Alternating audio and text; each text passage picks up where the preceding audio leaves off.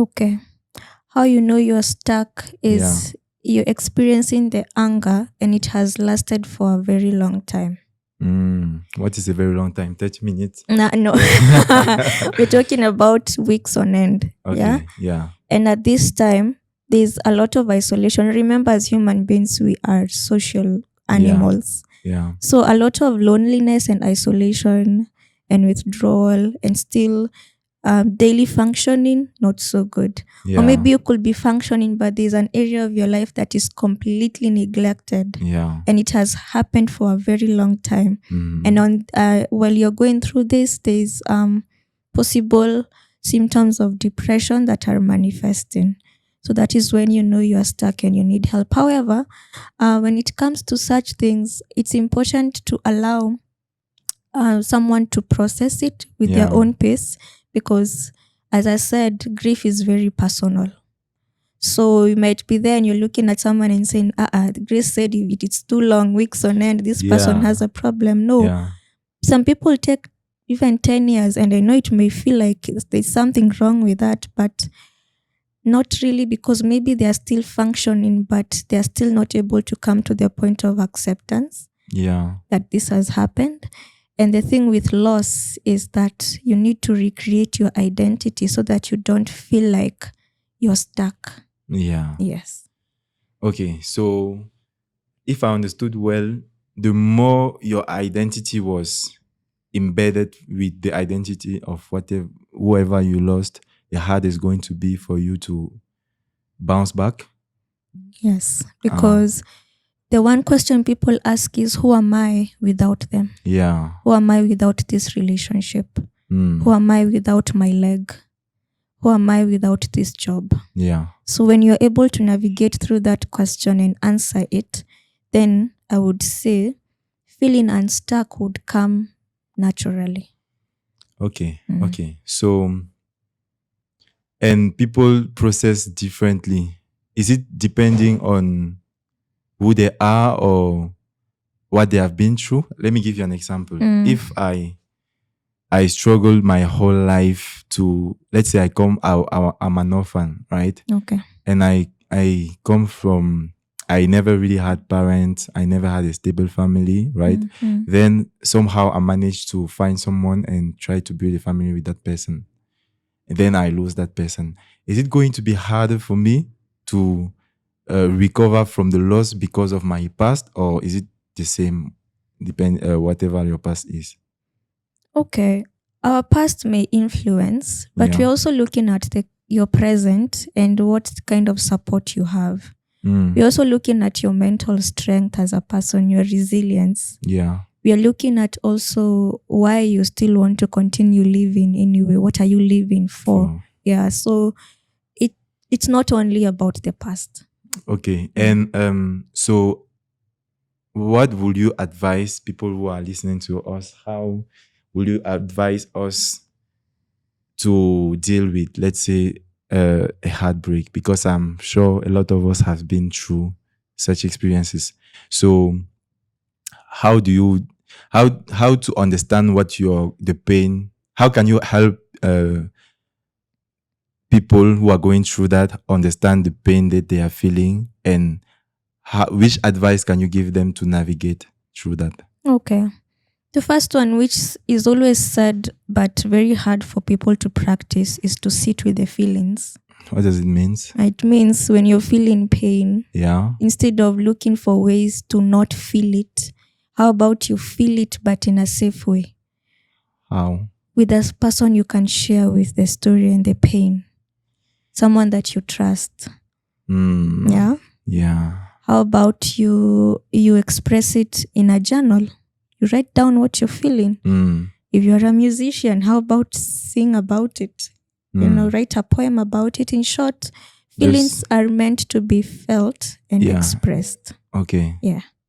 Then from there is when now you take care of the thoughts that come around because of the breakup. Because it could be maybe you're blaming yourself too much. Yeah. Or maybe you're thinking like you're a failure in the relationship, or you're thinking negatively about men and now they are dogs. Yeah. Yeah. So let's talk about the thoughts and see if they're rational. If they're not rational, how can they become more rational? And then from there is to take the lessons that you've learned from this. And now you're able to, not like you're hyper vigilant and now you're like, dudes that look like this, run. Yeah. No, but now you just take the lessons and say, if I was not a good communicator in this relationship, then I will strive to be a good one. And how will I do this? So taking the lessons also means looking at the part you played Yeah. in this relationship heading towards the breakup. Okay, Yes. I understand. So you need to have a lot of self-awareness. Yes. Okay. So, and so basically you have to learn to accept whatever feelings you have and sit with them and express them in a healthy way. Yeah, and try to learn from the situation. Okay. So, is it possible to experience something that is painful or traumatic, and later on that experience that you went through influence your decisions in the future for the better or the worse? Like, for Yes. example, there are some people, I've known people, right, that they went through maybe a relationship, then they got hurt. Let's say they were a victim. Let's assume they were a victim. So they got hurt, but later on they decide that they will not trust anyone. So they become very distrustful and closed and guarded. Yeah. So after, and that become the new personality after the experience, right? So the fact that someone becomes like that after that experience, is it because the person healed and that is a better version of them, or is it because we miss something in the process? Like, how do we know we are done with an experience?